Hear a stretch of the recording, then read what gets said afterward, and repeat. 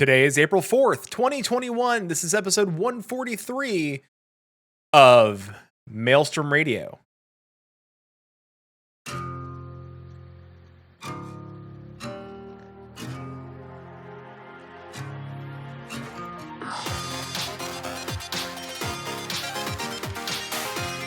Maelstrom Radio. Press start.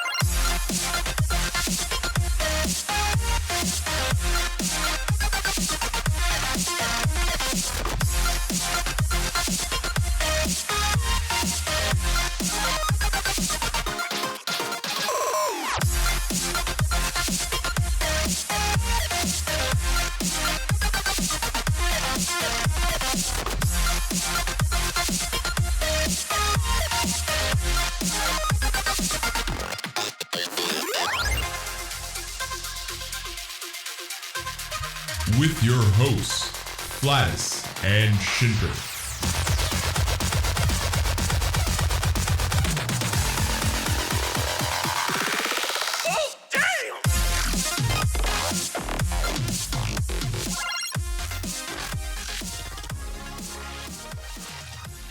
And welcome everybody to Maelstrom Radio. My name is Peter. With me, Shinter's not here, but I have old friend of the show, Saferoth's here. Hey, Safe, how are you? I'm doing fantastic and loving that you're still using the same icon for me on here. It's good. It's real good. It should be. Well, today, Quentin's still out and about on duty, special assignment. He's just enjoying some time away from home, and I don't blame him, honestly.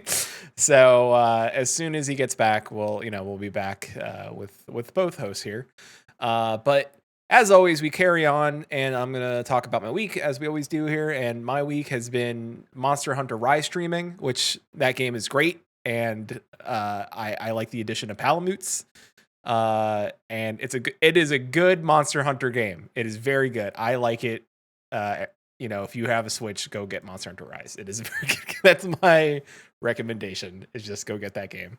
It's very pretty game for a Switch game. Probably one of the best looking games they've put out. From a third party, I should say, not like a non-Nintendo franchised game.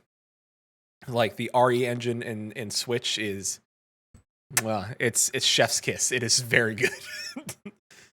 So, go get it. It's and Susan and I streamed it on Thursday in lieu of Diablo, and I will say we killed our monster, and I stayed up a little late after the stream to do some story stuff, and it's fun. It's a great it's a great Monster Hunter game. I played some ESO today. Started the breadcrumb quest for the new expansion, which I got into. I like the way they handle quests in ESO. It's very. You could tell and I say this playing other Elder Scrolls games. ZeniMax handles that game very well. Like, like I can tell what ZeniMax is doing, and they do it very well. And that's not to say anything bad about Bethesda. It's just like how ZeniMax handles questing in an MMO is very smart. So good on them. And then some of the biggest news is I got a dog. I adopted or rescued. I guess rescued / adopted a dog yesterday. We've named him Poe. He's we don't know what he is. They said Dachshund, part Dachshund and Terrier. He could quite be a corgi and like a basset hound, some little basset hound there. I don't know. He's very cute. He's very potatoy. I love him. So, and you know, we are planning to do the Choose Your Own Adventure, part 2. It was supposed to be this week, but unfortunately, like I said, Quentin isn't here. But Safe is here, and Safe, how has your week been? So before I go into my week, I just want to say Yeah. that I love the term rescue for pets. Yeah. Because one, it makes you sound way cooler than you actually are. Yeah. And that's important because you should adopt animals. Like Mhm. going to breeders is I don't think that's the best go-to, quite frankly. It's not. And so I'm just picturing that you like jumped in front of a car and like suplexed the car over this dog and then pet it on the head. And like, yeah, we're going home together, you and me. Yep. That's exactly how it happened.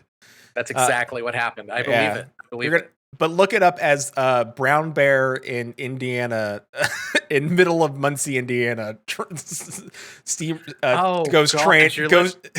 I'm not living in Muncie. I live in Indiana, Indianapolis proper.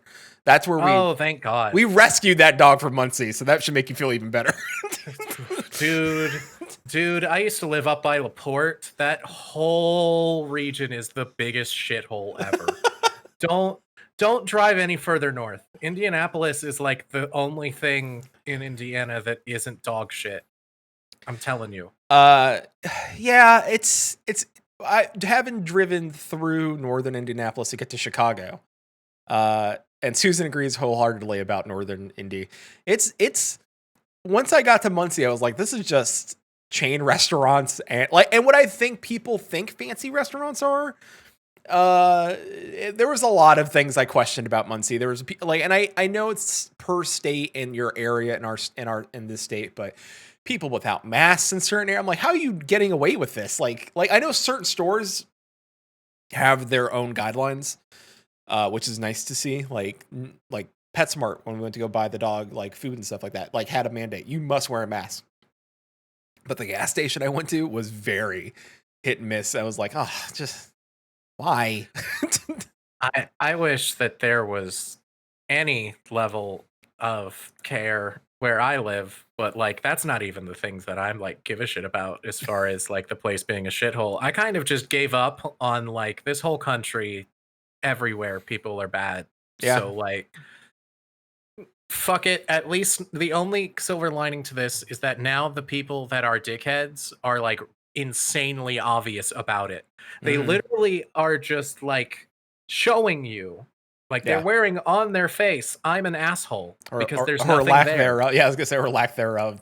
And I got an update about Florida. I was talking to my brother the other day. He's like, "Oh yeah, everything's just open here. Like things have like it's like the restaurants never closed and they're packed." I'm like, well, how? How is this okay? Like, how is that? I'm like, of course, but it's Florida. It's like it's ran by Skeletor. Who do I? All right. So speaking of evil, bad things, and my week, I feel the need to confess something. Oh boy. So I am someone who it's really easy to get me to do things if you know the very specific triggers that I have that you can manipulate me through. Yep. And when I use this term, I don't mean triggers in the trauma sense. I mean triggers in the sense of you're doing a fucking scenario editor in Age of Empires 2. Okay, yeah. All right. So the problem is it's really easy to get me to do things when X thing has certain thing in it. Like, I will watch. You can get me to watch basically any anime if you show me a scene that has a really fucking cool Iijutsu thing, and Okay. like that's all I need. That's all I need. You've got me for 2 episodes, guaranteed. No matter how terrible the rest of the show is, if you have that, that's Fair. the rule, right? Mm-hmm. So I have discovered that there is a game that has absolutely everything I want in a video game in this moment, but Okay. there's a snag. Oh no.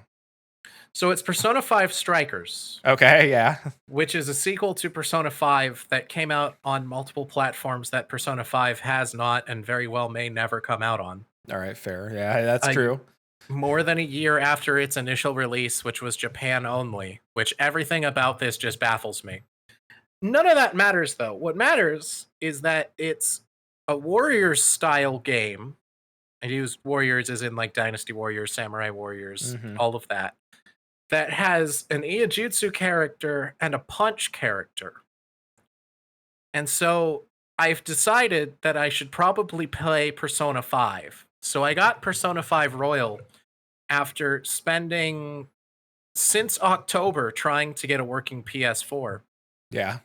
after lightning fried my last one's entire power supply. And one, I really like Persona 5 quite a lot. Two, this game doesn't stop. This already has felt like I've played 2 games, Uh huh. and I'm not even halfway through. Sounds accurate. Very accurate. And 3, boy, I feel kind of annoyed with myself for not starting this sooner, but also see aforementioned reason why I didn't. Mhm. But the reason I feel the need to confess this is because I've had a lot of people say, well, like, why do you like the Warriors games? Like, why is that a selling point? Because people don't get it. People don't get it. Chili's asking in the chat if I found someone to date in Persona 5. Chili, when I played Persona 3 back in the day, I just did whatever the fuck I wanted, and I ended up missing out on like half the social links in that game. So I decided that for Persona 5, I was going to follow a day-to-day 100% completion guide, because otherwise I would miss something cool. And when I played Persona 3, I lied and I said, I'm just going to do all of the fucking whatever I don't do on the first run. I'll just do that on New Game Plus, right? Oh, And then I yep. did not play New Game Plus. So I was honest with myself and said, I'm not going to play New Game Plus of this game. So I'm just gonna do the 100% completion thing in one run, all one go. Yep. So that's the plan, and that's been going all right so far. I will be fucking absolutely everyone this game allows me to fuck.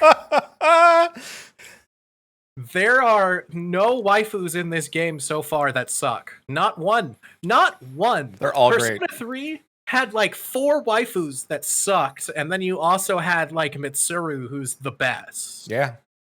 And then Persona 4 was Persona 4, who cares? But Persona 5, you have nothing but good waifus. Hey, Yeah. we have a nurse who's hot as shit. That's the first one, and Yeah. it only goes up. Yeah. They started off at A tier, just went to S tier instead. It's not. If you had told me the goth waifu, the goth nurse who's fucking cool and talks shit on you all the time, Mhm. is gonna be one that is your least favorite, I would tell you you're a liar. And here we are. I love Tay. She's great. She's fantastic. In any other video game, she would be the best. But I'm getting yelled at by a weird, crazy shogi player, and my fucking teacher showed up in a maid outfit, and Yeah. like, fuck, dude. Yeah. Yep. I'm just like, sleep on my couch. Yeah, it's great. Fuck yeah, let's do it. I mean, and it's add that to the banger soundtrack.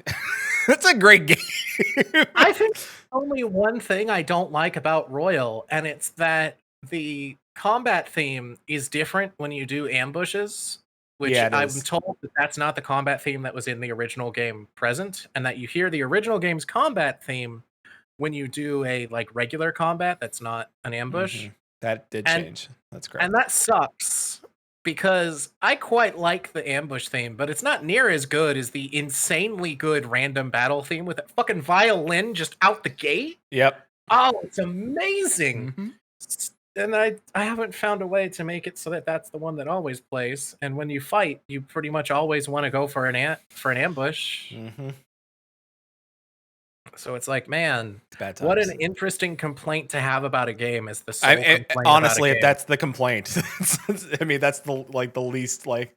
If that's the only ding you can give it, that's a mark of a great game. I mean, it's for fair. Like Persona 5 is a great game. It's just a great game. It's really good. It's yeah. really good. And it's surreal to me that I'm playing it so that I can play a Warriors game. That's fine.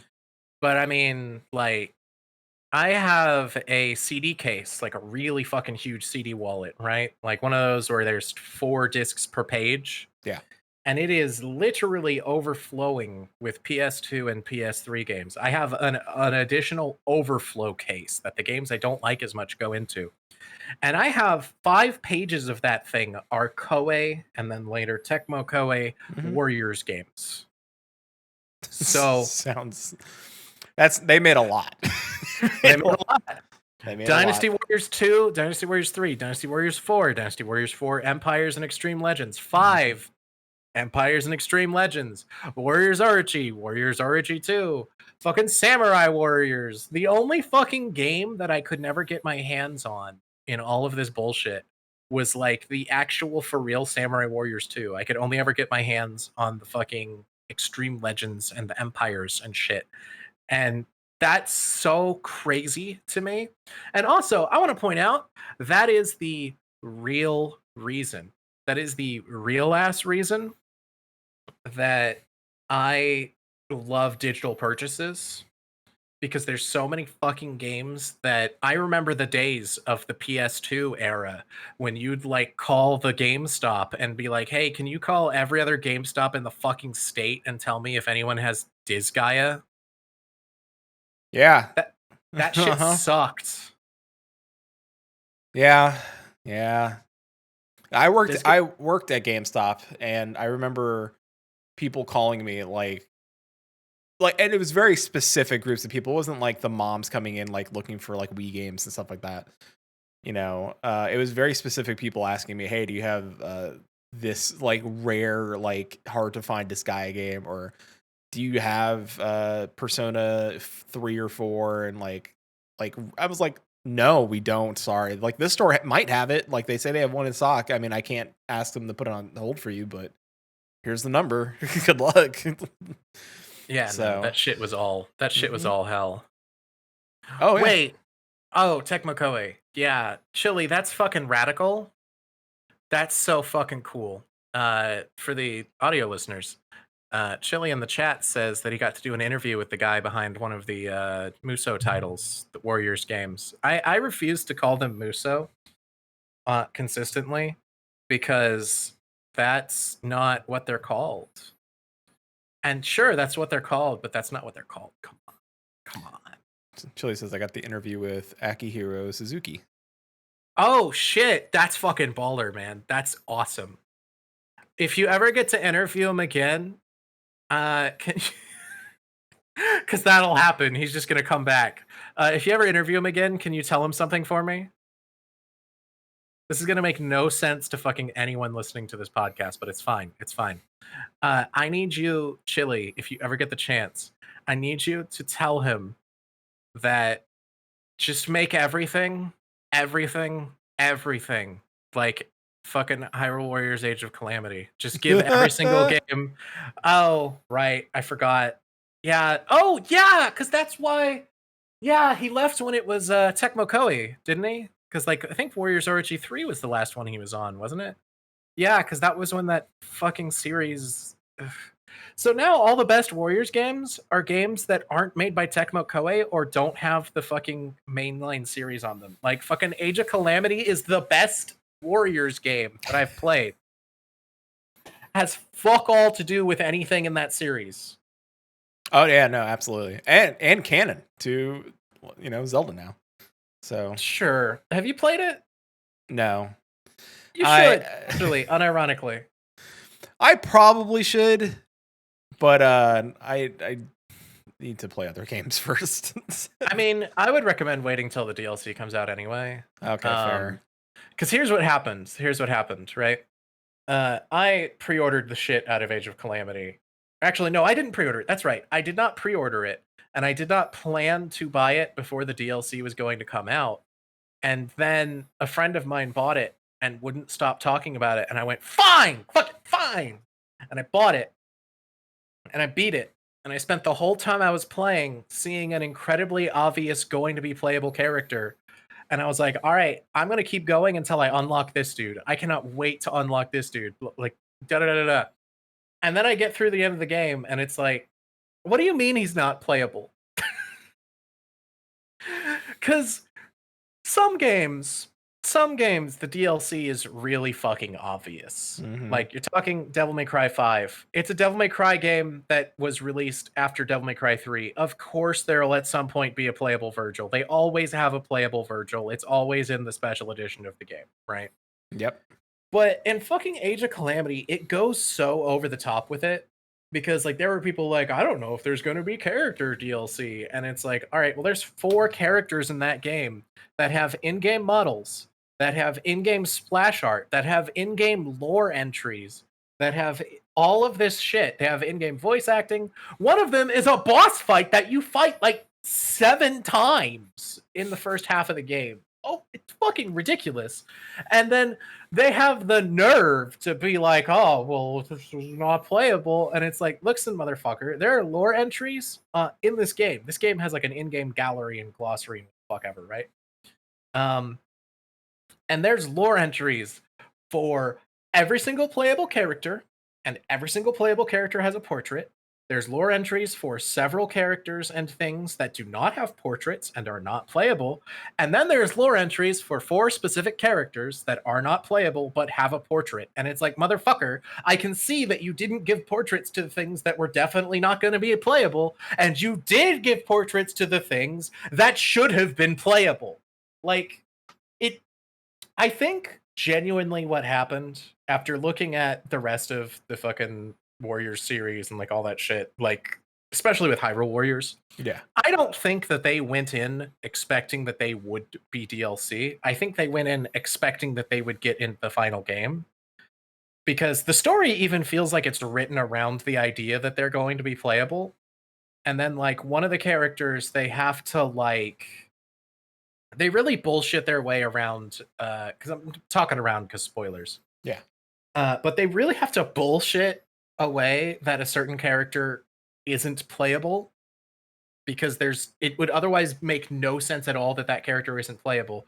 So like they imply that the character died, maybe.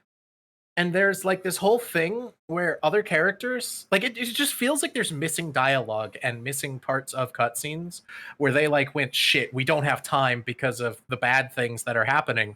We have to fucking, I guess we just chop these 4. They're just gone. Even though they have in-game models, they have in-game movesets. People data mined the fucking voice lines. So it really feels like it would have been like a week. If they had one more week, it feels like they would have been in the game.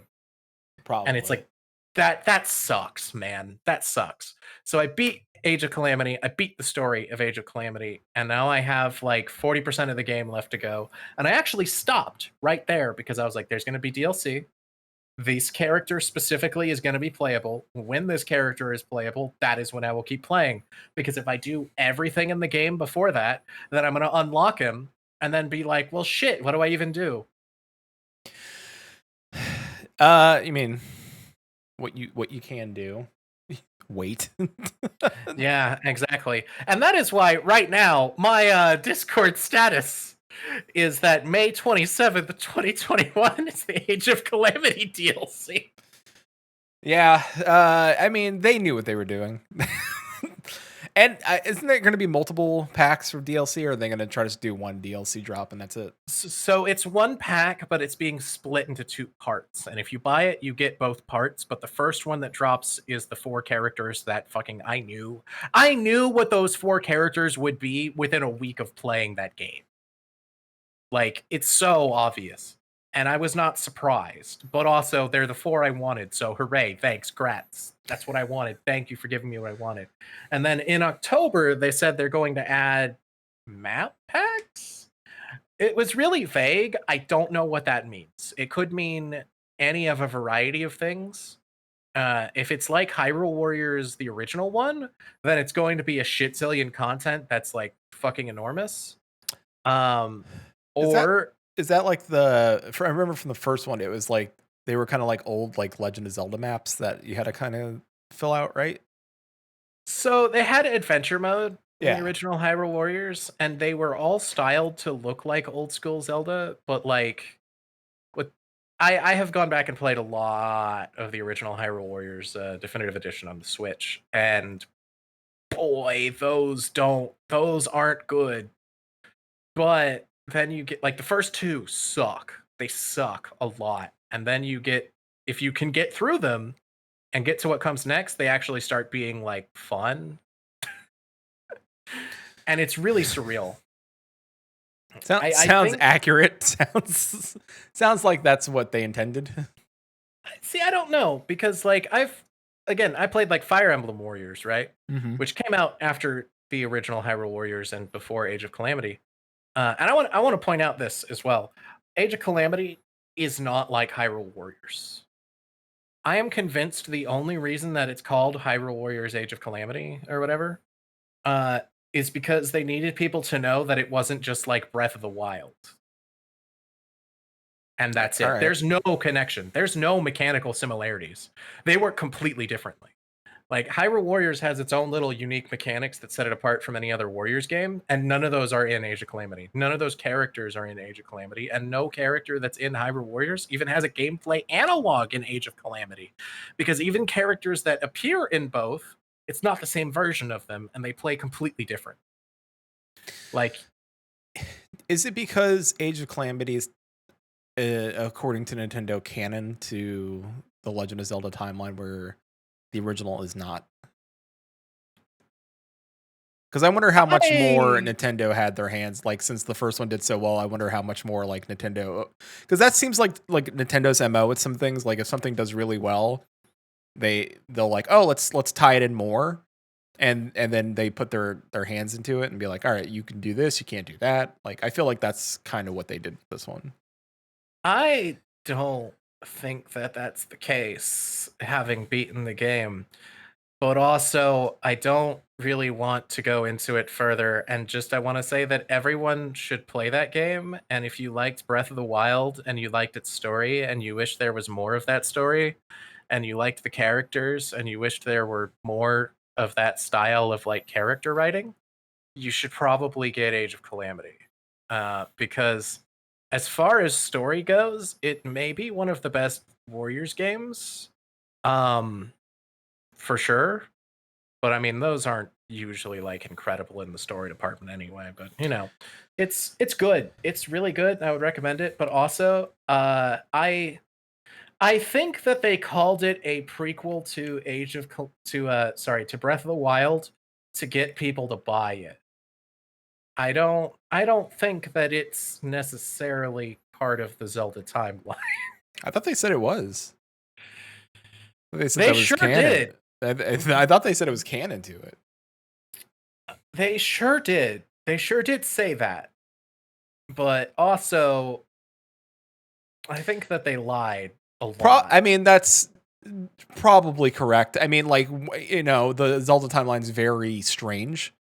So, I mean, they can easily say, well, this is part of the timeline, but in this weird arcing, like, if this happens, this happened situation. So, Well, I mean, another part of it too is like some of the shit that happens in that game is just completely patently absurd. Like, you've played Breath of the Wild, yeah? yeah. Yeah.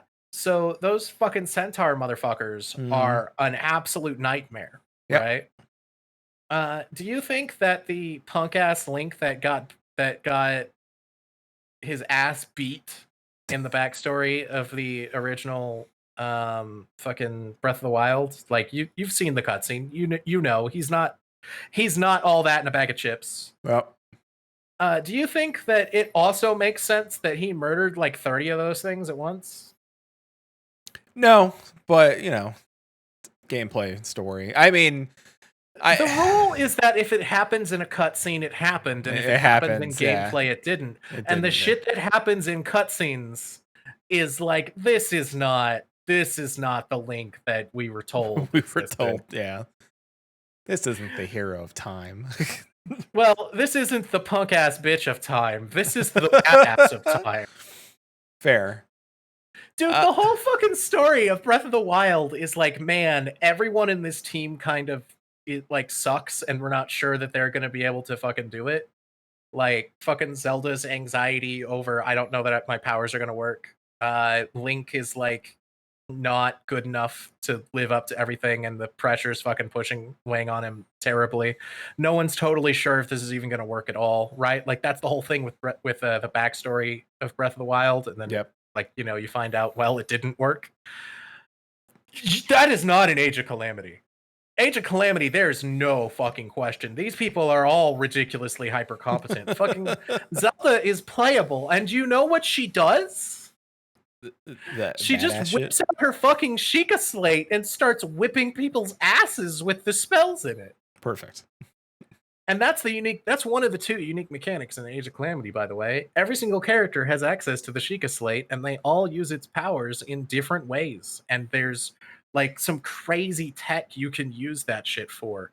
Like, hey, this boss isn't weak to whatever shit I have with me, so I'm just gonna put it in stasis while it's fucking open, and I'll just do that. And the game won't tell you that you can do that, but be smart, figure it out, you do it. And like, also another thing I like is they very clearly said, we're gonna fucking nail the art style of Breath of the Wild, and boy did they.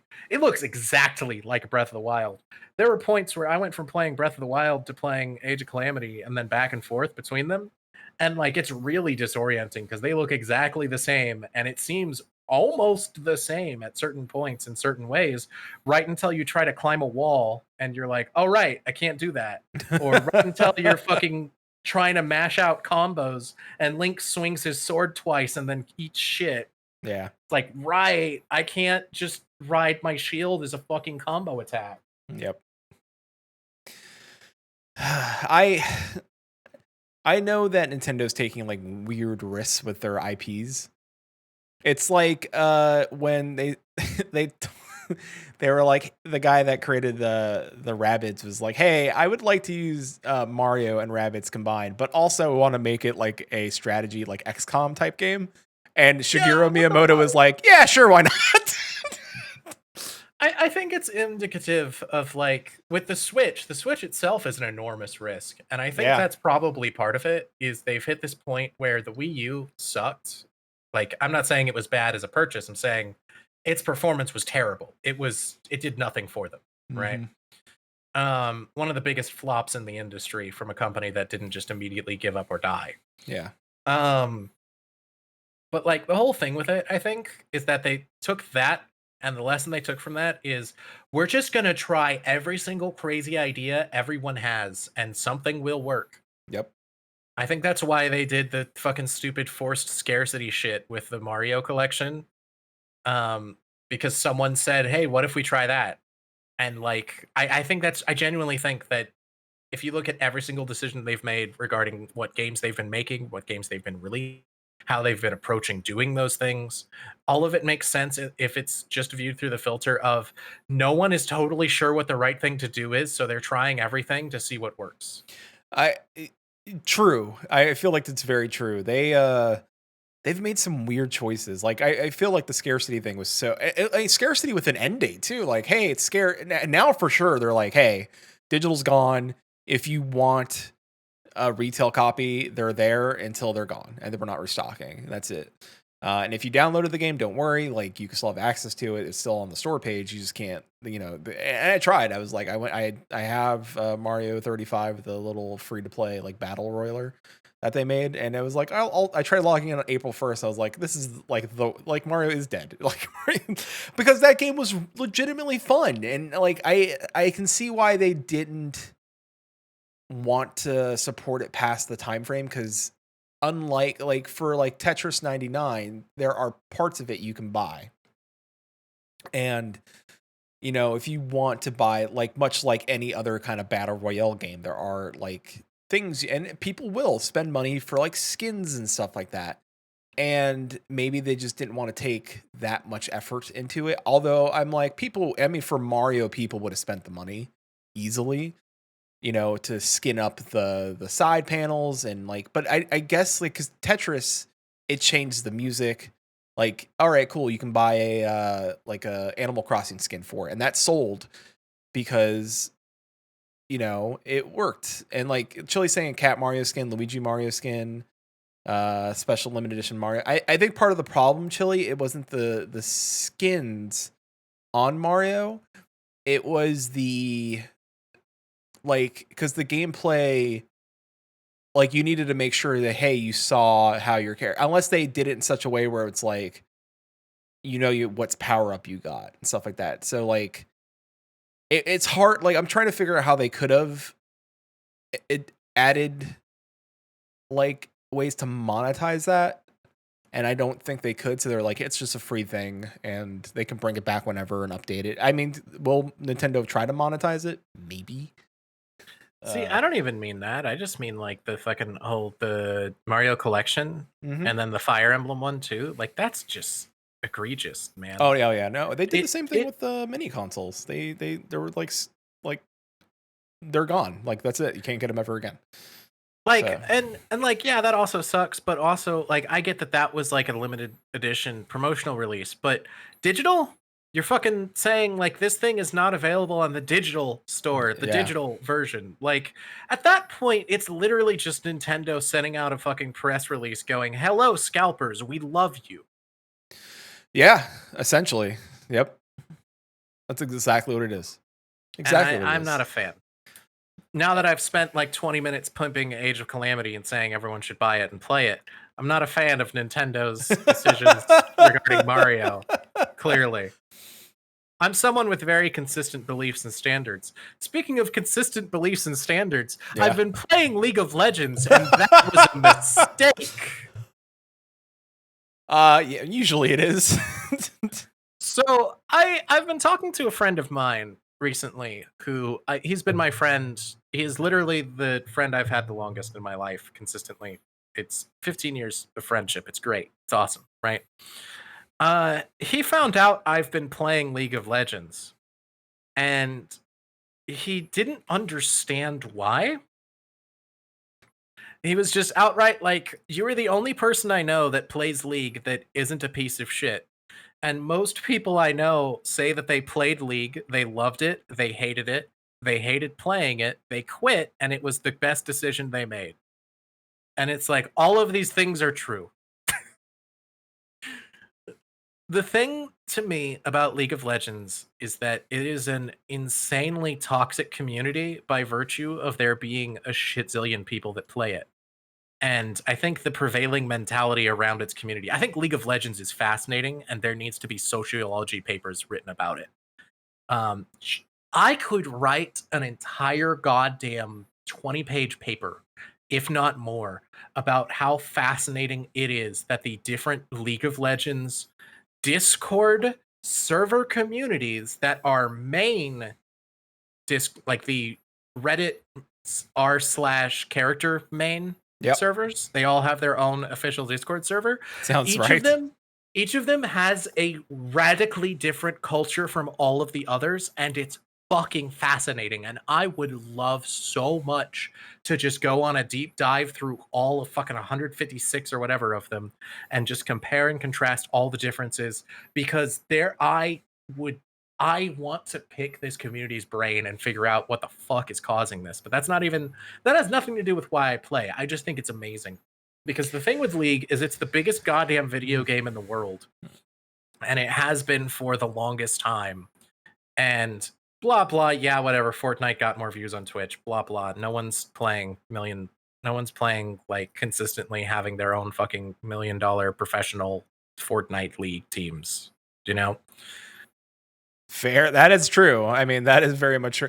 They make bank, but they don't. They've made, yeah. And it's like, there's so much about League that baffles me and fascinates me, and I love and I hate. And it is such an incredible game and an incredible experience that I don't actually recommend anyone play. It's like professional wrestling. There is so much amazing about professional wrestling, and I love everything there is about professional wrestling except the act of sitting down and watching wrestling matches. I think that's terrible and a mistake, and you shouldn't do it. Yeah. Well, yeah. Like nowadays, yes. I remember when I discovered that wrestling was on Twitch, and I sent you the link, and I was like, this is all like really rather backyard or like the lowest of low end, where it's all nothing but storylines. Even the matches are storylines. Yeah. And that's great to watch. So with League, right? One of my favorite things is how utterly lacking in self-awareness every single level of that community is. Everything from the bottom to the top, all of it, they completely lack any kind of self-awareness about what they're doing and what they are. So you look at the fucking professional level play, right? You Mhm. look at, they have all these promotional stills and everything, and it's like these motherfuckers out here trying to make esports look like boxing, not like football, like boxing. So they have like these photos of these fucking nerds that all of them look exactly the same. And I understand the irony of me calling people fucking nerds, but hear me out on this. These are some fucking pencil neck dweebs that look like they should get shoved in a locker. And I just spent 20 minutes talking about Warriors games, and I'm the one fucking saying that, all right? These are like the lamest looking people, and all of them are either the exact same white guy or one of three Asian guys. All of them. They all look the same. The only two, oh, sorry, there's two variants of white guy. One of them is scrawny white guy who looks like he hasn't eaten in 20 years. And the other is fat white guy who looks like he's been eating all the food from the other white guy to gain his powers and steal his place in the hierarchy. And that's it. They're all the same. And they try to do these like intimidating photo shoots, and it looks so fucking funny to me because they're trying to be like Mike Tyson or like anyone like that. Like these people are out here like, oh, well, I'm gonna look like Muhammad Ali and be like, you are never, ever going to be Muhammad Ali. And I think that esports have a place and should be considered Yeah. like an actual sport and all that. They should get the same level of respect and attention, but they're not the same thing. I don't buy it. I'm sorry. I don't think that this scrawny bowl cut motherfucker with glasses the size of fucking magnifying glasses is intimidating. I'm not gonna buy it. If I ran into him in an alley and a mugging happens, the odds aren't that he's mugging me. I remember during one of the BlizzCons where they hyped up an Overwatch League match, and like they did the same thing where they had like the teams like do face-offs, and they were trying to pit like certain players against each other. And I believe it's where the meme comes out, where the guys come out and they have to do like I'm putting my squaring up pose, and each one is just funnier. Each like none of these people have been into a real fight ever. And like you could tell by the way they're holding their fists up and stuff like that, and like looking tough. I'm like you're not scaring anybody. You're not scaring anybody at all. Like anybody on the stage, like not even your opponent. Like if anything, your opponent has to do the same thing, and you're both making laughing stocks. And then we wonder why like esports are not being taken seriously. They're making them do this. They're parading them out there. So here's my proposal. Here's what they have to do to make esports good, right? Here's what they have to do. Stop trying to be football and boxing. Mm-hmm. Start trying to be wrestling. Yes. I want the fucking League of Legends team that roll out in the looking like they're rejects from the Matrix. I want the people that look like they belong in Johnny Mnemonic with their cyberpunk ass hair, with their fucking trench coats and their fingerless gloves. That's what I want. I want the people that come out dressed like cowboys, fucking 10-gallon hats and spurs, That's what I want. I want the stupid ass gimmick teams. That's what I want. That would be great. That would be amazing. I don't give a shit about fucking Cloud9, I think, or fucking any of these other teams. I don't give a shit about that. I want to see fucking Hacker League. I want to see fucking Persona 5 cosplayers on stage right now. They can take the gloves and the goggles and shit off when they actually sit down to play. That's fine. You do that in wrestling. You don't wrestle in the fucking trench coat and shit. You throw that to the side. Just do it that way. Just do it that way. I agree. I think that you know who does you know what sect of esports does do that and does it well is the fighting genre. Like, oh, dude, so FGC's not esports. Oh, it's not. You're right. It's not. But they should learn from it. Yeah, the esports needs to rip off the FGC, man. Mm-hmm. Fucking where's Sonic Fox in the League of Legends? Nowhere. Fucking tournament league. They talk mad shit going into fights, mad shit to each other. It's great. That's why Evo is so fun to watch, because you can hear them like talk shit before a match to each other, which is so much fun. Like they're like dead staring at each other like they're about to, because it feels like an actual boxing match or a wrestling match. So, and Chilean Chess and Sony now owns FGC, which may change. I hope it doesn't change the way things go down. That's not real. That's not real. Oh yeah, I forgot about that. Yeah, safe. I found something, and it's robot wrestling from Japan, and it's a real thing where people like it's. Remember Robot Wars, where people built like giant robots to battle each other in like arenas in America? And it was sick as hell. Yes. So in Japan, the Japanese are in the year 4072, and they're already remember Big Hero 6, where the little brother like had his little wrestling robot that he would do back alley matches in. They have that. That's a real thing. And that exists. That exists. That exists. And they all have like personas. One of them was like a little luchador robot. Okay, you need to send me this later. You need to send me this later. You got it. I'm watching this as soon as we're done here. Oh yeah, it's great. Yeah, and Susan's right. There's pageantry and everything. There's like it's so good. Chilean is trying to tell me that Sony bought out Evo about 2 months ago, but like Evo's not the entire FGC. Come on now. Come on. Sony doesn't own the Capcom Cup. Sony doesn't own the Pro Tour. Sony doesn't own the Montreal crowd. That's for fucking sure. Sony doesn't own the Chicago crowd. No one owns the Chicago crowd. Nobody owns. And that's the difference. I that's think the Meatball Cup. Can't mess with the Meatball Cup. You laugh. That Chicago crowd is rowdy. Oh yeah, it is. I know it is. ECW shit out here. Thank God no one's yet asked for a chair in the middle of a fighting game match. But like, the thing that kills me about it is like I just now like I think I know what it is. I think I know what the problem is. Because people in the chat are saying like it's because a lot of the management in fucking esports are real sport. Air quotes. They are. Yeah. People that couldn't manage it, fucking managing a football team, so they're managing a fucking esports team. Here's the thing. I think the core difference and what makes the FGC special, and why I don't ever want the FGC to become esports, is because people can talk a whole lot and pretend a whole lot about how like League of Legends is this game that anyone can go pro in, right? And it's like, what's the fucking wall of entry to join a fucking pro League of Legends team? Well, first off, you have to be one of the absolute best players in the entire world. Second off, you have to get scouted from that and then join a team that goes on to win some kind of like fucking qualifying tournament.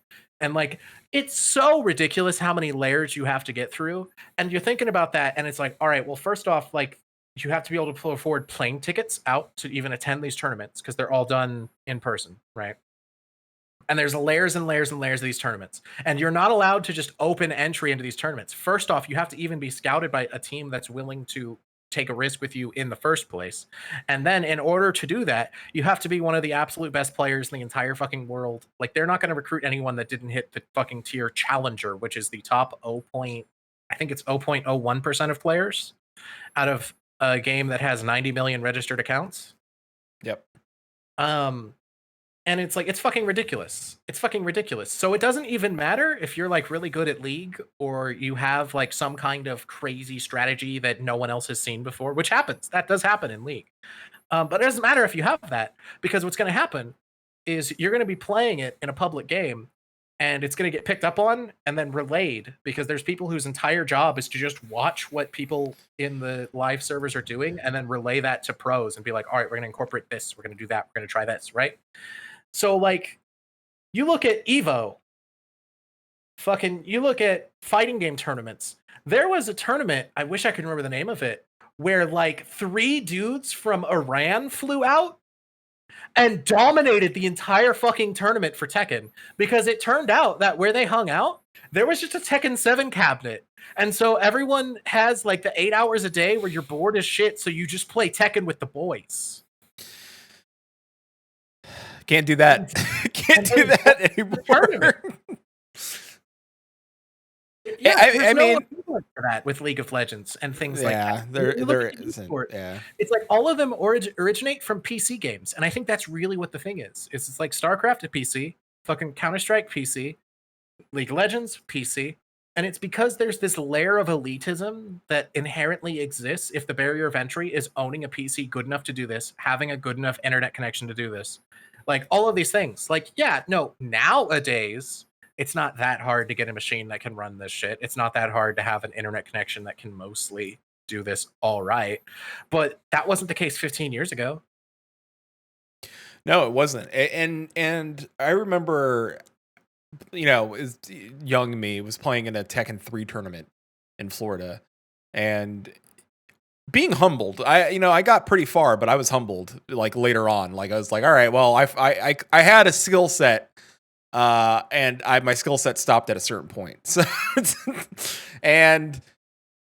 but it is a lot like shit talking and heel turning and like how the crowd like reacts to certain people, and it's crazy to watch. It's like night and day difference of what they want esports to be and what FGC is. I think we're both in agreement that FGC is, it's vastly superior for the audience.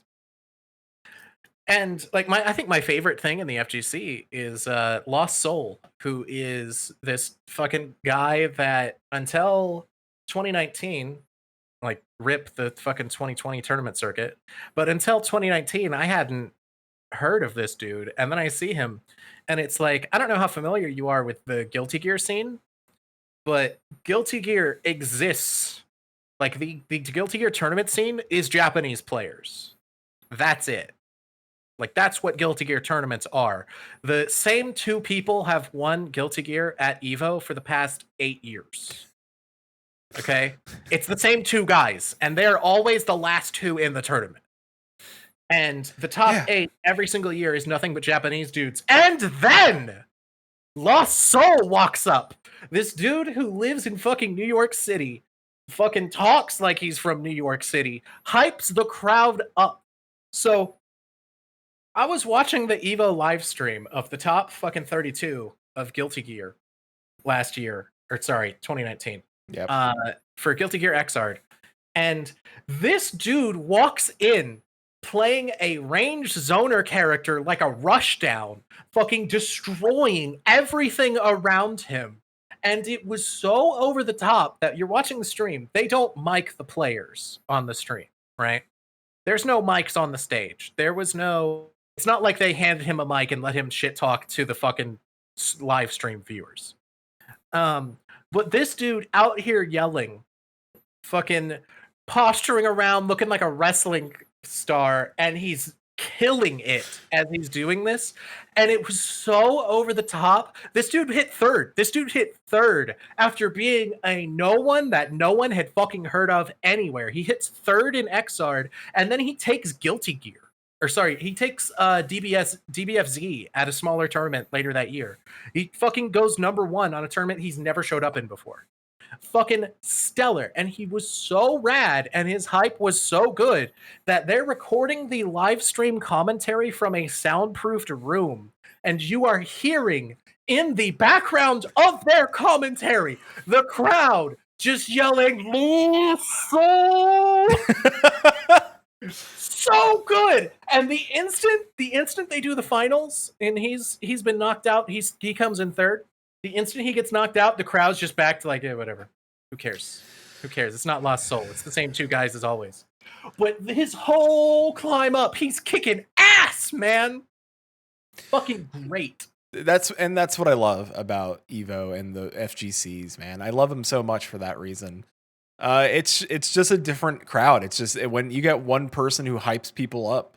I mean, I've seen like Street Fighter tournaments held in like gymnasium, like gym halls, like on inside boxing arenas, but the TV's in the arena, and like the one dude's like talking mad shit, like, and he like comes in with his homies, like he's got like a boxing robot and stuff, and he's like got hype music, and he rolls up and he's got like a whole entourage, and you're like, this shouldn't be, but he throws and he like he takes out his fight stick pad, and he's like plugs it in, like flips it up in the air, catches it. I'm like, dude, it's like that doesn't. Like that pageantry is so good. It's so good. And it like the crowd goes wild for it. And you're like, and like, you know, like that goes beyond and being like, all right, there are nerds, right? And like they're forced to like put up dukes. And then there's that guy who's like and it gets inside the other person's head. Like that sort of stuff can get inside the other person's head. And I love it. I love that stuff. It's so good. And we need more of it. We need more of it like that. And it's so, and it does. It make you get like, I truly believe that FGC's people have personal favorites just because of the way they act. And even if they're heels or not heels, or like, they're like, it's just people like, oh, I love this. Like, even if they're not like first place winners, they're like, I love him. Just the way like he talks to the crowd and all that stuff. And that makes all the difference. And that's why people like FGCs and like, not like, I won't even say like Evo person, like just all FGCs, you know, it's that sort of stuff that makes it like really fun to watch. And, you know, I want more of that. I can't wait for all this to be over in the world so that can happen again. So. Yeah, no, for sure. I feel like this feels really petty to say, because it is bad, the scandal that came out about Evo last year. Like, yeah, that shit sucked, and I'm not a fan of it happening, and I wish it didn't, and like blah blah blah. Not to mitigate awful abuses of power and stuff, but also like the worst thing, not the worst thing, but no, it's not at all the worst thing. But like a bad thing that came out of that I still mourn is that we didn't get to see the Evo tournament that was run entirely online, so that people could shit on the fighting games that have terrible netcode. Because I don't know if you heard about this, but like they people were talking about how they can't actually run a legitimate Smash 4 or Smash Ultimate tournament. Like it can't be done because internet connections are so spotty, and because of how Smash does the tournament, because of how Smash works with online play, the match doesn't just end if someone disconnects. One player just gets replaced with a fucking bot. So it would be entirely possible if they actually ran Smash Ultimate online that a bot would win Evo. Sounds right. I know they tried doing a Smash tournament, but Nintendo put the stop to it because they were going to use an outside I can't remember what it was called, like Flippy. What it was Slippy's. Yeah, there it is. Yeah, it was Slippy's netcode fix. Yep. He actually came up with a way to fix the netcode and make the game playable online without atrocious fucking netcode. And Nintendo's answer to this was, well, this is hacking the game, so you can't. Mm-hmm. And it's the same as like I don't know if you heard about that happening with Street Fighter 5. Yeah, where someone fucking released a patch for Street Fighter 5's online that made it actually really good. It took him 2 days. He said, it took me 2 days. All but 30 minutes of that was just reverse engineering the code to get in. If the code was open source, I could have done it in 30 minutes. It took no effort at all. Step your game up. And sounds right. Capcom's response was to update Street Fighter V to break that patch and then add in slightly improved netcode that's still way worse than when that patch was working, and threaten to ban anyone who used it. I don't get. It's so uh, so recently a player of GTA Online like was just tired of the long load times for GTA Online. So he was like, screw it, I'm going to fix it. And he did. He found what was wrong, made a patch and fixed it. And yeah, and like Chili just said, someone fixed Grand Theft Auto Online code because the found it was missing a couple digits. Rockstar decided to make it. Yeah, Rockstar paid Rockstar has a bug hunter, like a bounty hunter for catching bugs for like exploits, and since that fixed the long ass load times so much, like cutting the time back a lot. I've played GTA Online, and you could easily go eat dinner and come back and then be logged into the game. That's how long it took. So the fact that it's like pretty like maybe versus like 5-10 minutes to get into the game. Now it's just like, all right, cool. It's like a minute, which is great because it's still loading the entire world, but it's like a minute. And they fixed it. They gave him $10,000 for finding it and fixing that. And they're like, thank you for fixing that. I feel like more game companies should look at, like, if somebody's fixing your game, don't punish them, right? Like, look at what they did and be like, all right, that's a great fix. Thank you. And like, hey, everybody, this person such and such from our community fixed our game. We're going to implement that. We're going to do a thing, do a check, and, we're going to implement his patch. It worked, or their patch, and thank you. And here's some free swag or whatever. And like that, then that person's hailed as a savior, and then the company looks great. I don't like when they do like, oh, we're going to break your thing and then make our thing worse.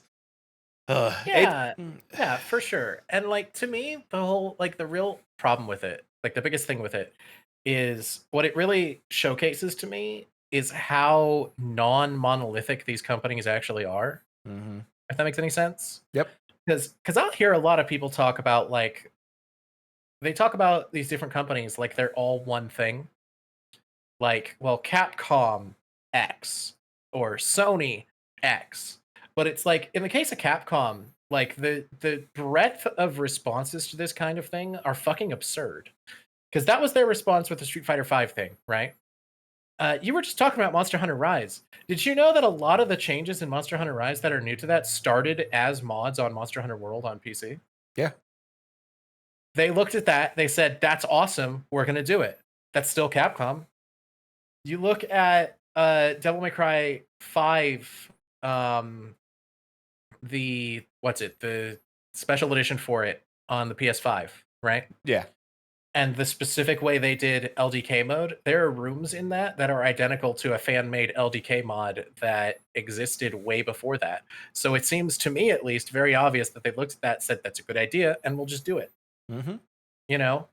And it just feels to me like the problem is less it's the companies and more I feel like what it is over the whole video game industry, there's probably like a total of 80 people that are just should not be at the level of decision making that they're allowed to be at. You know what I mean? That's probably right. I like across the entirety of the industry globally, I think there's like 80 people that if you just moved those 80 people, I'm not even saying like fire those 80 people, right? But like, I think that if your project lead, the call that he makes is, we're going to make a patch that we made our own version of this online fix that is worse than the one this dude put out for free. And then we're going to threaten to ban anyone that uses the one that this dude put out for free. I think that guy should not be project leading. I think he should be doing something else. Yeah. Yep. So do we still want to talk about, because this had come up at one point just before we went live. Do we still want to talk about the Sony thing? Sony Japan? Yeah, we can touch on it. Like Sony Japan, like Sony itself shut down their Japan studios. And their quote was, "In an effort to further strengthen business operations, Sony Interactive Entertainment can confirm PlayStation Studios Japan will be reorganized into a new organization on April 1st. Japan Studio will be recentered to Team Asobi, the creative team behind Astro's Playroom, allowing the team to focus on a single vision and build on the populator of Astro's Playroom." And then Gavin Moore, the guy who was behind the director of the PS5 Demon Souls remake, which anybody and everybody who's played that remake see how great of a remake that was. After 24 years at Sony and 18 of those in Japan, yesterday was my last day at hashtag Japan Studio. I will miss the great creative spirit and the camaraderie of the studio that was a huge part of my life. Time to seek out new and exciting opportunities. What a bummer. Like, what? I know Sony is killing it on the console front. Like, people clearly want the PlayStation 5. I'm hunting for one. I'm in a few discords and I can see like the want that's outside the scalpers, like the people who legitimately want one for these games.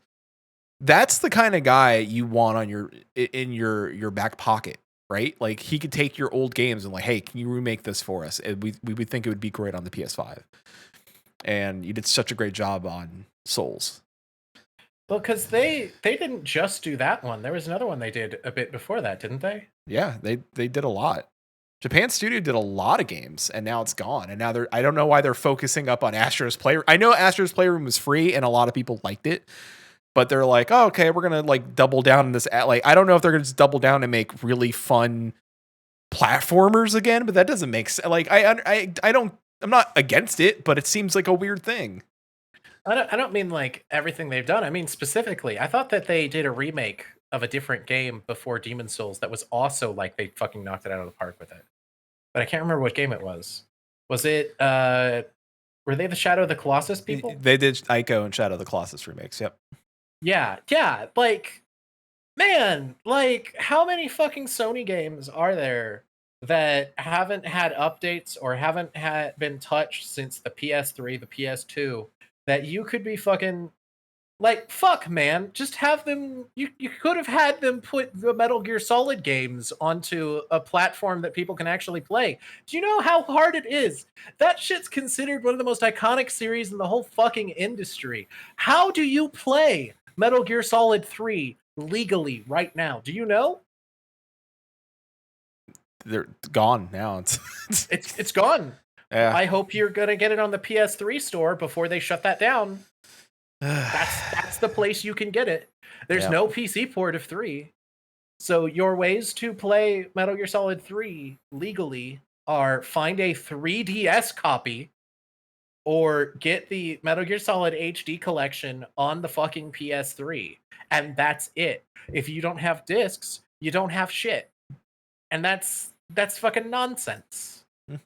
Sony could just fucking, like, fuck, look how good they did with Demon Souls. Though I guess that if you do that, you run the risk of having twin snakes happen again. But, like, but also, I don't think anyone at Konami gives a shit. That's still at Konami gives a shit about that. No, I'm waiting for them to sell. Like,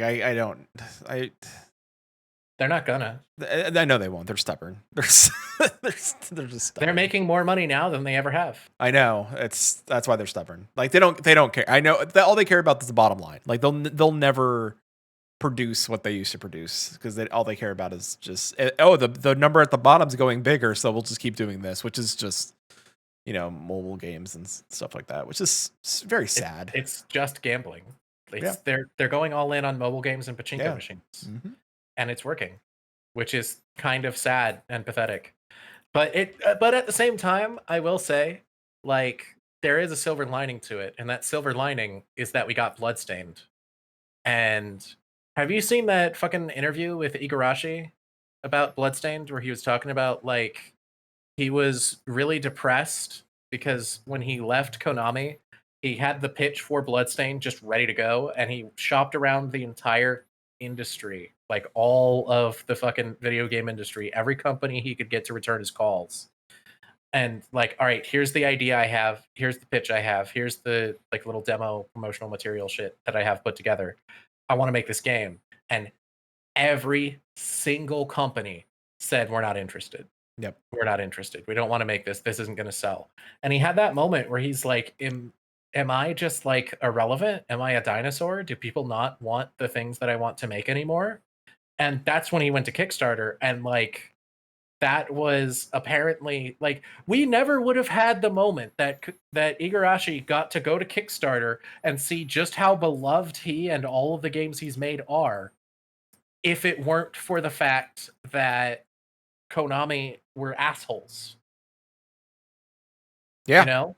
Yep. And also, I'm going to make a real controversial statement here. Bloodstained is better than Castlevania. Yeah. I've played Bloodstained. Castlevania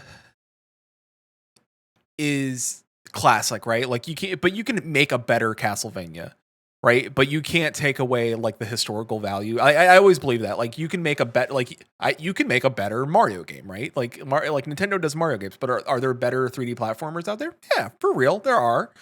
You know, there's people that like because there's been shitty Mario games. Like just how there's been shitty Legend of Zelda games, right? Like Zelda's dropped the ball, or Nintendo's dropped the ball before. Yeah, of course, like things can always be better. Bloodstained is a better Castlevania, you know, and I'm okay with that. Like I'm very much okay with that.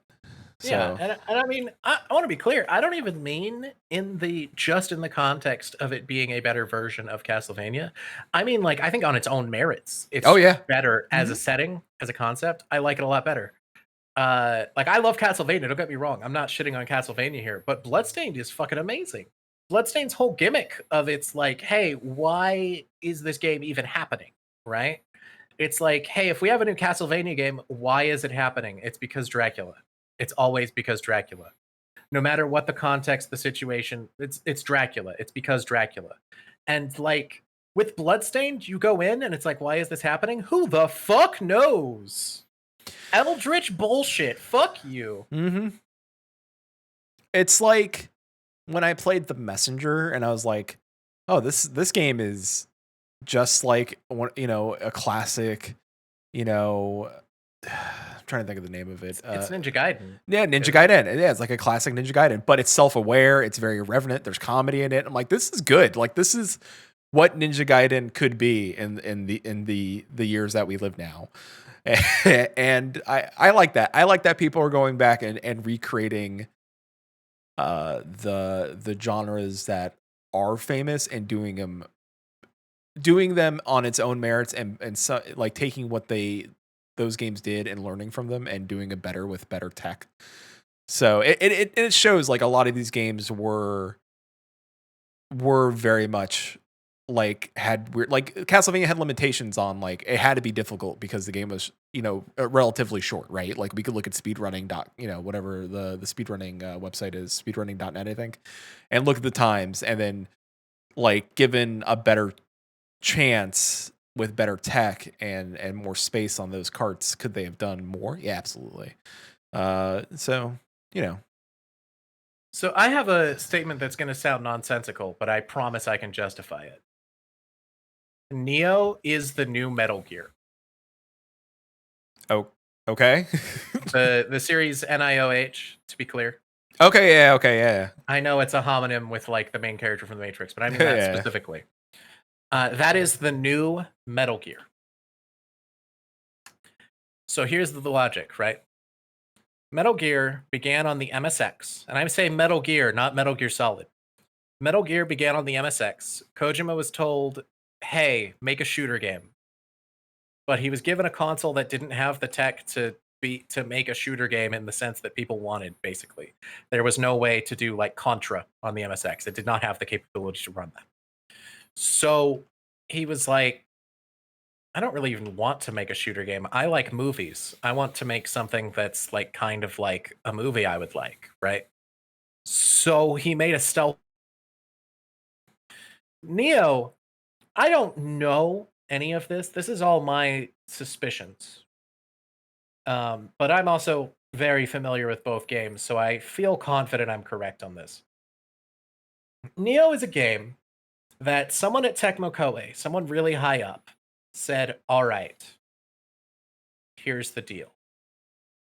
Souls make big money. We need to make Souls game. Mm-hmm. Team Ninja will make Souls game.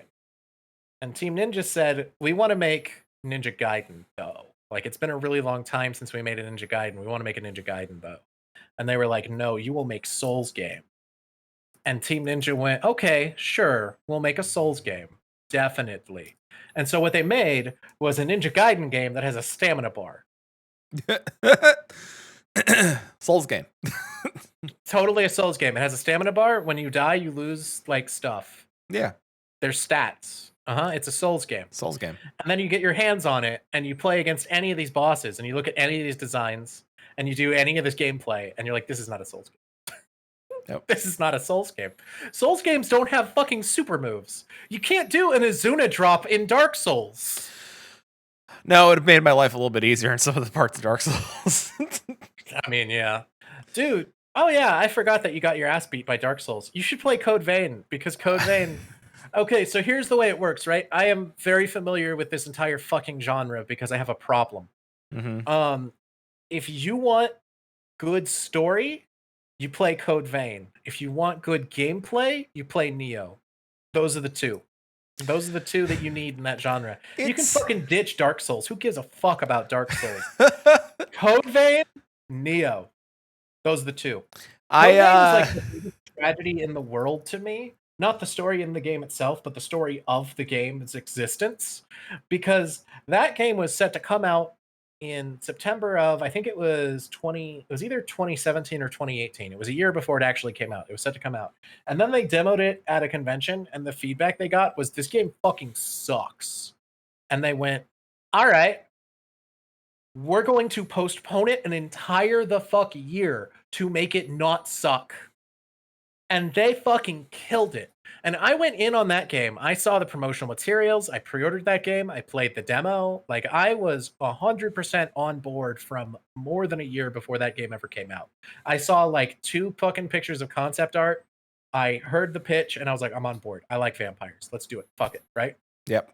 And I went into that game expecting that it would be an aesthetic I like, that it would be gameplay I tolerate, and that it would be okay. But that the aesthetic would carry it, I'd get to play as a vampire, fuck it, right? That is not what Code Vein is. Code Vein seems like it is just that. Like, it seems like it's like, whatever, it's all right. It's fine. Whatever. It's mediocre. It is very honest about, like, it's, it's whatever. And then you play Code Vein, and there are some really shining moments in the early game. One cutscene with Louis, especially, is like fucking heart-wrenching. Mm-hmm. But like all through this point, you're like, this game's all right. It's fine. It's wearing on its sleeve that it's a Souls game, and the enemy designs aren't really that great, and the music's kind of okay, and like the writing is all right, but like it's nothing special. And then there is a moment where you fight a boss and you beat the boss, and the game goes, hey, do you want to press yes on this prompt we're giving you to go to this optional thing and just make the game good? And just the game will just be good. Like, suddenly, like fucking walking through a door, everything is incredible. And from that moment forward, the game goes from like a 6 to a 10 forever. Everything is better. And the further in that game you go, the better it gets from that point. It ends on the fucking highest goddamn note. And every single fucking person I know except 2 stopped before that point. Fucking Bro Hamid is at that boss fight and I can't get that motherfucker to keep playing with me. And it's pissing me off because it's like, it's not even that far in. Like, when I replayed the game, I got there in fucking 6 hours. What you can do is try to get him to suggest a community vote on his stream. Just rate the vote super high? Yeah, and then use tell me like channel points to vote for it. Like, we got Chili to learn flying in Final Fantasy that way. It does work. It can absolutely work. And Chili says I'll vote for it. So if you can get him to allow that, and then like it has to be like a ridiculous number, but it worked. Like it was like 100,000 for Chile, but every day people slammed the highest amount like to get in there. Fuck yeah, man. Uh, I know for us, I know like Susan has said, like Code Vein is on the giant to do list of games for Quentin and I. The problem is that the multiplayer in those games isn't the greatest for for streaming. Like we wouldn't care, but like the fact that we'd have to do bosses twice and run through zones twice sucks. Like we kind of wish like, all right, if we both can save our progress right before the boss fight, doing a boss fight twice is fine, but it's having to go through all the entire zone again with another person to get to that boss fight is kind of a pain. So here's the thing about it. Here's the thing about it with Code Vein specifically. This is what sets it apart from the rest of the genre. One, there is no limit to the co-op whatsoever. It's not Okay. like in Dark Souls where there is a consumable item that you have to use, and if you run out of them, you're just fucked. Right. Okay. Two, there is no PvP. Three, the game is way the fuck easier than Dark Souls. Way the fuck easier. And three, once you know the zone, it's trivial to just blast through it. And because you both get equal XP from going through it, like you'll both get all the full rewards from doing it once, and the game is balanced around you doing a zone. Like if you get 1.5 times the XP that you would get, basically, you're fine. You can just go through the whole game. You don't have to ever stop and grind ever at any point. And it's balanced around that idea. Basically, what you can do is you can do a zone and then just blast through it. Like you can just run to the fucking end on the other person. And as long as you're picking up the important collectible items, you're fine. Okay. That might change things then, because I think our downside with Dark Souls is fun. Like we both agree that like would we have played the game one without our guide, which was heals you? No. And two, did we learn a lot from it? Yeah, I actually enjoy the genre now that I like I actually went out, I was like, oh, okay, I'll buy some games. Like I got Mortal Shell because I was like, oh, that's interesting. Like it's a Souls game, but I kind of like the concept of you're like like you're just wearing meat suits essentially. And every like meat suit, it has different abilities. So I was down for that. It's like, and you can pet the cat. It's kind of neat. Like I kind of dig it. Yeah, for sure. And meat suit riot. Yeah, that sounds right. And I was like, all right. And then there's the shooting one, Remnant, which is probably the one I would suggest for our stream because it count like teamed up. It counts like boss fights count. Like all the progress we can keep going through with one another. And that would be good. That would be good, I'd say. Yeah. So there are like different things. Oh yeah, and you can learn loot in Mortal Shell. If it helps, by the way, you can totally do that with Neo 2 as well. Oh, you can learn loot? No. Oh. No. Neo 2, there's 3 different ways to do missions, and one of them is expeditions, which are cooperative, and you have to go in from the start as an expedition, to be clear. But what that means is that you functionally can't lose. And when you complete it, both people in the expedition have completed the mission. Okay. And there are a handful of missions that you can't do as expeditions, but none of them are story missions. They're all like weirdo optional missions that are like, well, this is meant to kick your ass, so you can't bring people in with you. Yeah. Interesting. But also, Neo 2 is fucking hard, so I don't know how you guys are gonna. Yeah, that's the other thing. I mean, we're it's like we like a challenge, but I think right now we're just going through, Diablo 1, which is challenging on its own. Like we've made it harder for ourselves on our own terms. So I mean, yeah. But in Diablo 1, can you use fists and fucking uppercut a demon into the next goddamn dimension? No, not till Diablo 2. Well, yes, technically Monk if you played Inferno, but then we can't play Inferno multiplayer, which sucks. But we are playing through it. So, but once we get to 2, we'll be, because the remake of 2 is coming out. So then we'll uppercut demons into. Are you sure it's the remake of 2 and not the reforging of 2? Reforging. It is reforged. Yeah. So. Oh boy, I'm looking forward to hearing how they fuck this one up. They won't. So, you know the team that was behind Crash, the Insane Trilogy, and Tony Hawk's Pro Skater 1 and 2? Yeah. So Activision was like, hey, you guys are really good at remaking games. You now work for Blizzard, and now you handle all the remakes. And boy, are they meticulous, because they went as far as getting old hard drives that nobody uses in old servers and looking at that stuff and being like, oh, hey, those white dots in villages, those are garlic. So we made them look like actual garlic. That's how meticulous they are. They went as far as like looking at art, like old drawings they found on people's hard drive. Like, and I'm talking about old hard drives, safe, like old, like, when 500 gigabytes was big. So it's in good hands. Like, the team doing it is in good hands, and Blizzard isn't touching it. So, well, then shit. Maybe they'll do something right for once. Yeah, well, they're trying. It's like when they hired the guy who fixed Gears for Microsoft. They hired him to write the ship for Diablo after Diablo 3 failed. So, they're trying. There's other things that they're doing that I don't like, but they're doing other things that I say is okay. I don't know. It's like when I learned who really screwed Microsoft and screwed all those games we wanted on the last console that they put out was really what's his name? Not Phil Spencer, but damn, what is his name?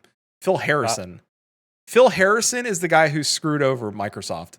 I didn't know this until I learned later on. Phil Harrison is bad. Did you know that Phil Harrison is bad at knowing how video game business should work, safe? And was like, hey, our console is going to work with cable. And that's a thing. And I was like, this doesn't seem like a console thing that should be needed. And also, we're going to tell companies that we buy that they're closing because I don't know how to handle video game businesses. Because apparently he didn't know how money works with video games. So, like, they cost money. And he thought them costing money was a bad thing.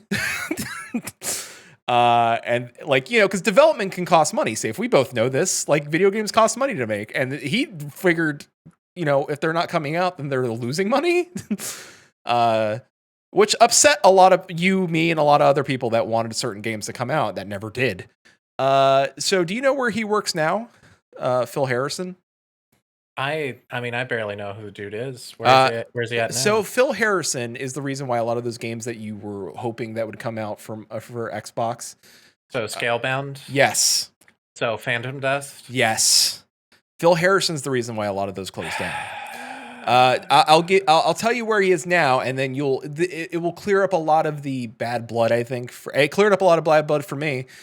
He works now. He runs Stadia. Oh, good. He's in the dick where he belongs. Yes. Yeah. It's nice. It's very nice that he dug an open grave and chose to lie in it himself. So, when I believe his leaving of Microsoft. Yeah. So Chili's like, he worked at Sony when PS3 launched, and we know how well that went. Wow. So this man's just literally like poison for everything he touches. A little bit, yeah, a little bit. He's just the guarantee that you lose that generation. Yeah, sort of. Yeah. Is he the reason why fucking the Xbox naming convention is fucking atrocious though? Because I don't think he's probably responsible for that shit. I don't think he's responsible for that. Although I say Series X and S are probably better than whatever they had. Like what is it? Xbox One, like that's probably him. Xbox One X Series X, yeah. Xbox One X Series S. Yeah, dude. Like, do you know that like there are cases where there's some stores where people are getting the completely wrong ones because the name in the system is too long. Oh yeah, yeah. So it just cuts off the end of it. Yeah, now people are just calling them Xbox X and Xbox S, and I'm like, that's an easier, So I'm fine with that. I remember the Xbox S all digital or the Xbox SAT. You know what? I understand, but like Quentin and I said like last year, like if it's a console that's affordable enough for a family that going through some tough times with COVID probably could afford that, especially because the pay monthly for credit edition was so cheap and it gave you the 2 years of Game Pass and Live included.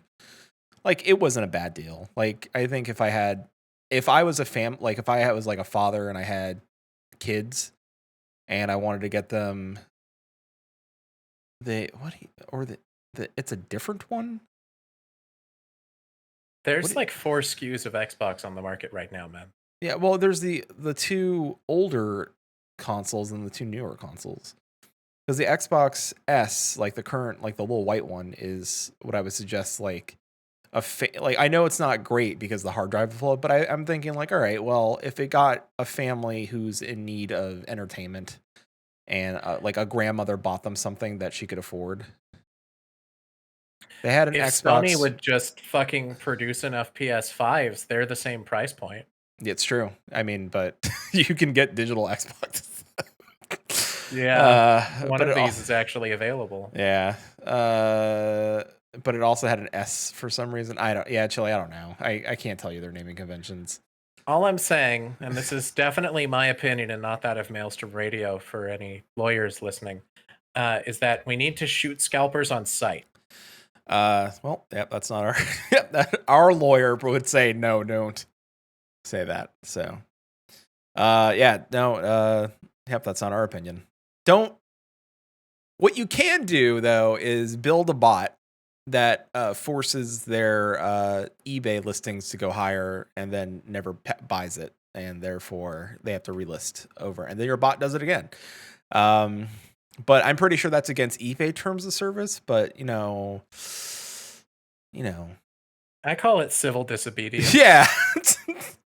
I saw somebody on there's another website that does like scalper sales, and I'm not gonna give the site out, but somebody on one of the PlayStation like drop discords I'm on went to those sites and caused all the bids to go super high. Like he put in like ridiculous amounts and didn't buy them and took all of his payments off of it. So when it went through, and he also blacklisted the site on his through his bank already, so that it just in case it did, it would reject the price, and said now it's locked all those PlayStation from selling on that site because now it's locked in at that bid. So and I was like, that's genius. That's Perfect. fucking amazing. Yeah, that's Fuck great. those fucking people. Yeah. My favorite one was the guy, because I was trying really hard to get a Switch for a really long time last year. Because I was like, oh, I got a stimulus check. I have money. I could actually get a Switch like I've been wanting forever, right? Mm-hmm. And I decided to get a Switch 2 days after every single Switch in North America had sold out. Yeah.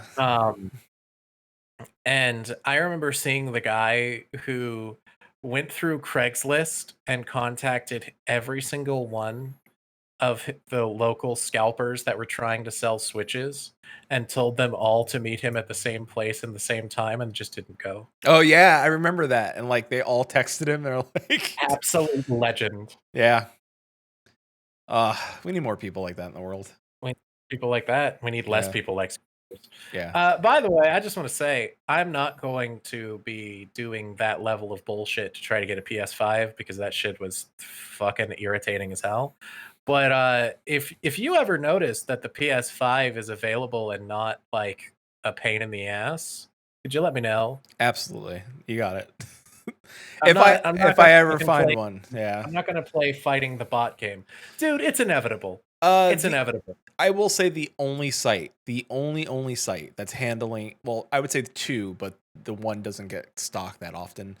The one site I trust more than any other site is Sony themselves, because they have you log in, like you get to their site, they make you wait until the drop happens, and then you go into a queue, right? You have no control. Like there's no bot situation. You just go into a queue and then like, hey, we have one available. You have 10 minutes to purchase it, right? You can then you have to actually log in with your PlayStation account to even make the purchase. And then you can make the purchase. If they run out, they say, hey, we're sorry, no more for the day. Try again. And sometimes they do, like last week they didn't have any drops. So this week they might have 3 drops. They might do like Monday, Wednesday, and Friday. And it's just random. So okay, if you wanna at me on Discord at some point. yeah, sure. And I'm lucky because Susan is a great partner. Besides being a great producer, logs in for me, and also sits in that line and waits. So just in case, yeah, PlayStation setup is definitely the least hectic. It really is. Like Target's like you just have to wake up and be awake for Target if they do a drop, and you have to be online and ready for Target before they drop. But it's a pain in the ass. It's and it sucks because I'm like, I want to play the DLC that's only specific to the PlayStation 5 for Final Fantasy VII Remake, and that's shitty, but all right, I got it. If that's what I got to do, then. Yeah, that's fair. Honestly, my opinion of Final Fantasy VII Remake, having not yet played it because it's on the list. The only reason I have it is because they put it on PS Plus. But like, my opinion of the Final Fantasy VII Remake, having not yet played it, is I want to punch things because I like punch things. I like punching in video games. I'm a big fan of punching. Tifa Punch. Tifa Punch. I've heard it feels good to punch as Tifa, and It if does. that's true, then I want. And also, I don't know why they decided that all these PS1 model chicks need to be hot as hell, but they decided that all these PS1 model chicks needed to be turned into fucking hot as hell characters. Yep. So I'm on board. Fuck it. That's cool. I like that. I can say that the combat in 7 Remake is very good. Like very, very like every character, it feels like having played 15, I feel that this was the better route, and I see what they're doing with 16's combat, and I hope that they model after Remake, because that feels like a Final Fantasy game. Like if I was like, okay, I see what they're doing, and it feels like mana feels good, summoning feels good, like it feels like a Final Fantasy game that's action based, and I'm okay with that. Like I'm legitimately okay with that. That is a big compliment because I loathe 15's everything. And It's a combat night and day difference in combat. Because to me, you're either grading FF15 on gameplay as an RPG where it fails, or you're grading it as an action game where it really fails. Mm-hmm. 7 handled RPG and action and did it well, like really well. And I don't know if it's because who was working on it. It was just like because of Kingdom Hearts, or I couldn't tell you, but they did it and they did it really well. Like I said, like summoning works well, magic works well. The fact that it slows down time to give you like a second, like, okay, I can think a little bit about like casting this and doing this and making sure I'm selecting the right person. Like it doesn't feel like you have to make things on the fly, like with 15. Like I know 15 had that slowdown as well, but like 7 it felt smooth. It felt so much smooth. 15 is a great tech. Grimhelm nailed it. It's a great tech demo for what Remake is. Like they were like, hey, we fucked up here. Let's polish it for 7 Remake. So my whole problem with 15 is that you can hold down square and waggle the right stick and win. Yeah, that's correct. You can't do that in 7 Remake. Good. That's all I care about. Yeah, there actually is some strategy. There actually is some strategy to even like switching between people too. Like you don't always want to stay on Cloud, right? You want to switch to Tifa, and you want it because you like, and when you switch, you get faster gauge, right? Because you're actively using them, so your gauge fills up faster.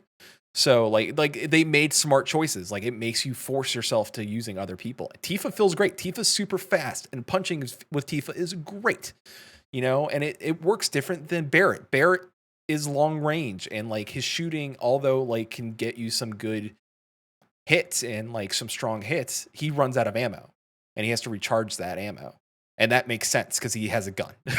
I'm like, it all makes sense.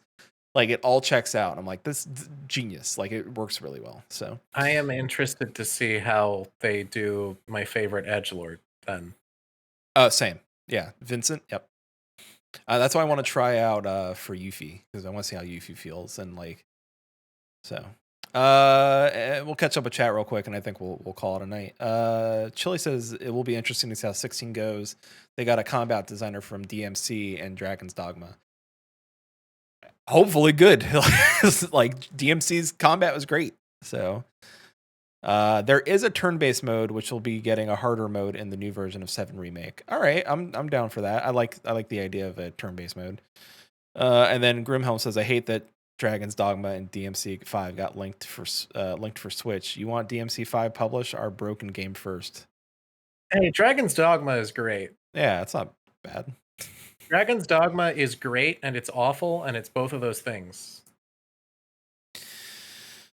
Yeah, I want a sequel. I think they could do better on the sequel. Like most of Capcom games, is always better on the second go around. They're like, we learned what we did bad. Yeah, Devil May Cry 2 is great. Yeah, we won't talk about that other Devil May Cry game. Yeah, we won't talk about Devil May Cry 2, the sequel. It's interesting that they went straight from 1 to 3. Yeah. Sometimes you gotta double learn, Safe. Sometimes you're like, hey, this is good, and then you're like, oh, I see you made some choices. some poor decisions were made. Some wrong people were listened to. Yeah, it happens. One last thought I want to put out before we're closing down. I know the odds of this actually reaching anyone for whom this would matter are slim, but I want to say it anyway. Dear God, someone please port Ace Combat Zero to a platform I can buy it on. I just want to replay it, and I don't want to emulate it on PS2.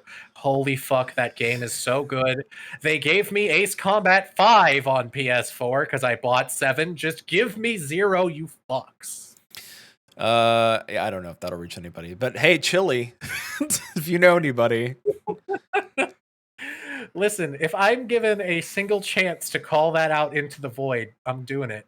I bitched and complained and whined about a certain statue getting resold, and then it happened. And I don't know that it's my fault that it happened, but it certainly didn't hurt that I complained for it. It's weird that... Oh, wait, it says Ace Combat Skies Unknown 7 is on Microsoft Windows. Did it come out on PC? Oh yeah, no, it's simul-released on PS4, Xbox, and Steam. Okay. It's really good. I really recommend it. They just haven't released the older games yet. I wonder. They I wonder if they'll ever...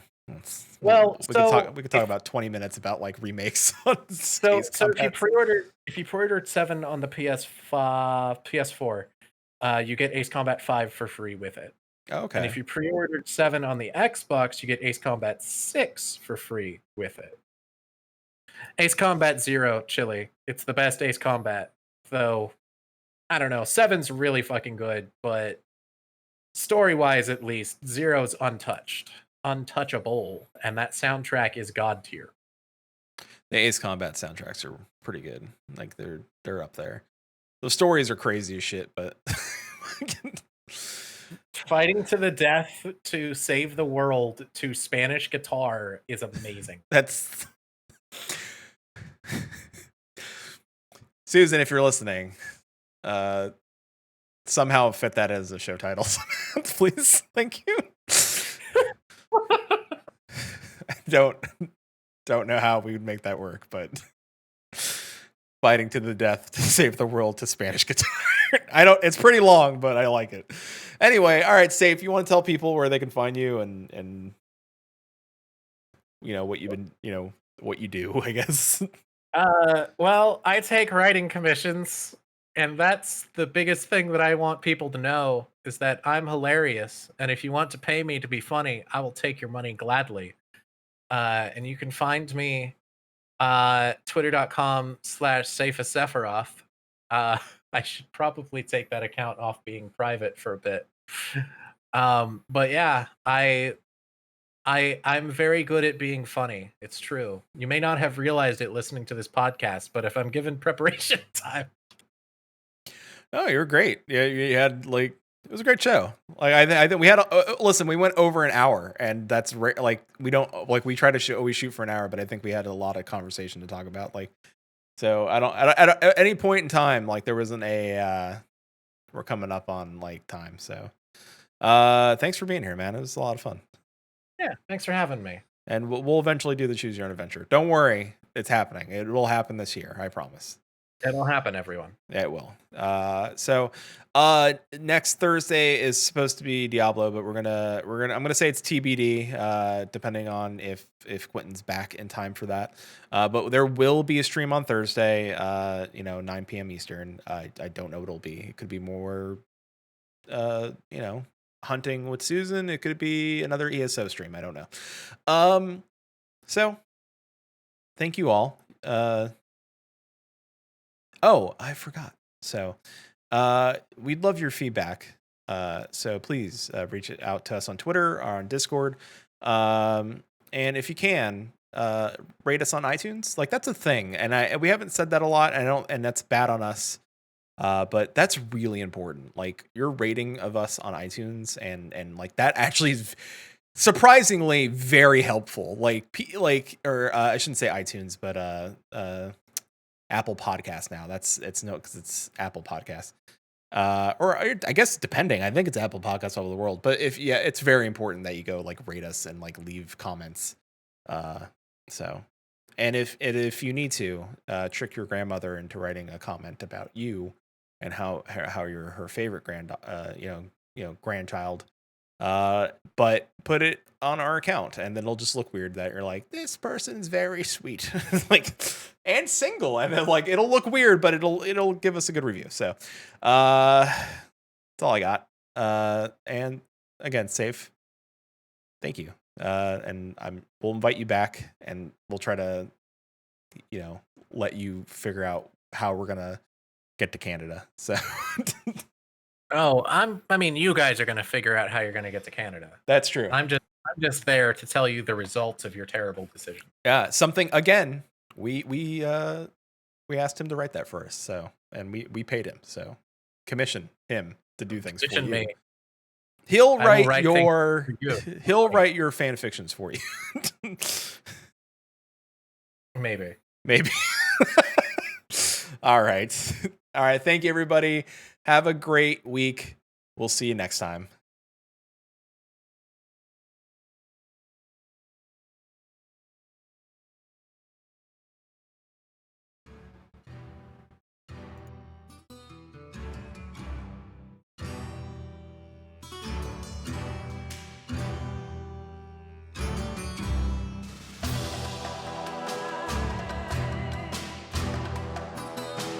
Join Maelstrom Radio live Sundays at 5 p.m. Pacific, 8 p.m. Eastern for our podcast and game streams at twitch.tv/Maelstrom Radio. Our back catalog of podcast episodes are available at maelstromradio.com. You can email us at show@maelstromradio.com. You can tweet us at maelstrom_radio. Join our Discord at maelstromradio.com/Discord. Also look for Maelstrom Radio on Facebook and Instagram. Maelstrom Radio is brought to you by maelstromradio.com and Blackfire Media. Produced by Flatus, Shinter, and Susan Sprinkle. Logo and artwork by Mary K. Larkins at themarylark.com. Show music provided by MDK. Check them out at mdkofficial.bandcamp.com.